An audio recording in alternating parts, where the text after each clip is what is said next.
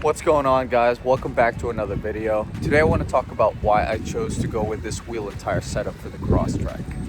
These are the Toyo Open Country AT3s, size 235, 75, 15, and they are mounted on a set of F44 CM102 wheels. Main reason why I wanted to go with this larger tire setup is to get additional lift or clearance under the car. I already have a lift kit installed, but I was just looking for a little bit more. The factory tire size that came with the Crosstrek Limited is 225, 55, 18, which have an overall diameter of 27.6 inch. And these 235, 75, 15s have an overall diameter of 28.9 inches. So I actually got an additional 0.6, 0.7 inch of overall clearance added under the car. Now, when you stick larger terrain tires on a car, it does weigh more than your average all season. That's the factory size. So I went with these F44 CM102 wheels since they are supposed to be strong but very light. They weigh in at just over 17 pounds a piece, while the factory Crosstrek Limited 18s are a little over 24 pounds a piece. Since I'm putting on heavier tires, I wanted to balance it out by putting on some relatively light wheels to keep the unsprung rotating mass about the same as the factory wheel and tire setup.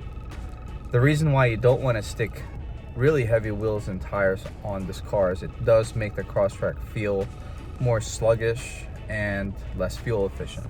Heavier wheels and tires means it's harder for the engine to spin the wheels and get the car to accelerate. It's also harder on the brakes to stop the car. Now, these CM102s with these Toyos mounted together with the TPMS sensors and wheel weights weigh in at just under 51 pounds. While the factory wheel and tire setup, I weighed him at right around 49 pounds. So not much more gained. Definitely a much larger tire and setup for a similar weight, so definitely worth it. Some of the common choices like BF Goodrich, KO2s, same size, mounted on some LP Aventures, weigh in at about 57 pounds. So yeah, I'm actually glad I went with this option. There are going to be plenty of wheel and tire combos that get you similar weight as this one, maybe even lighter, but this is the style my girlfriend likes, so I went with it.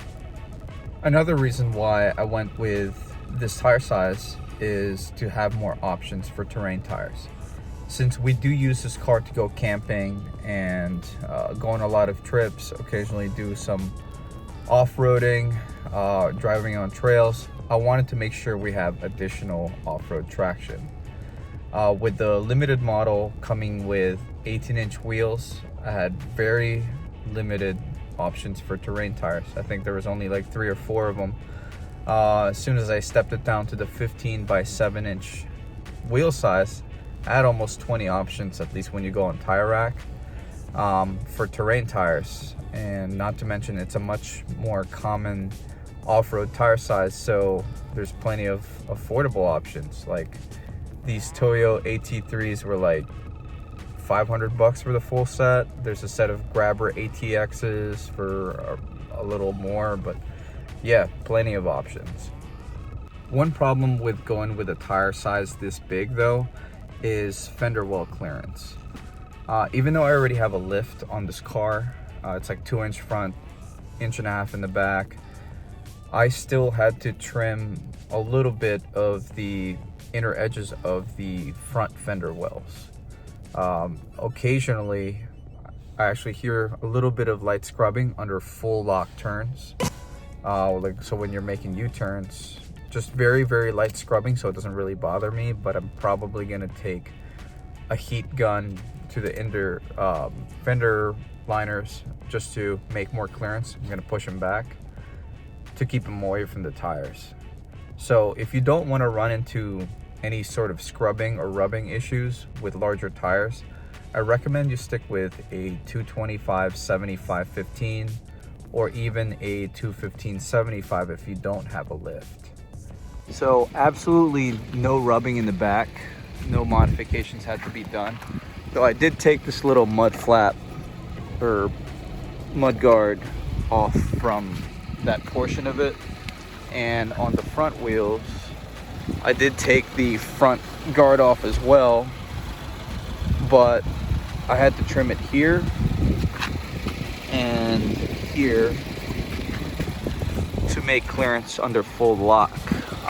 This is where it tends to scrub lightly under full lock, but really it's just plastic on rubber, no big deal. With all that said, I absolutely love how this car turned out so far. This has inspired me to continue working on it and modifying it even more. So make sure you subscribe to my channel if you would like to follow this build. I will include several links in the description below for different wheel and tire options that fit the Crosstrek. Hope you guys stay safe, and thank you for watching.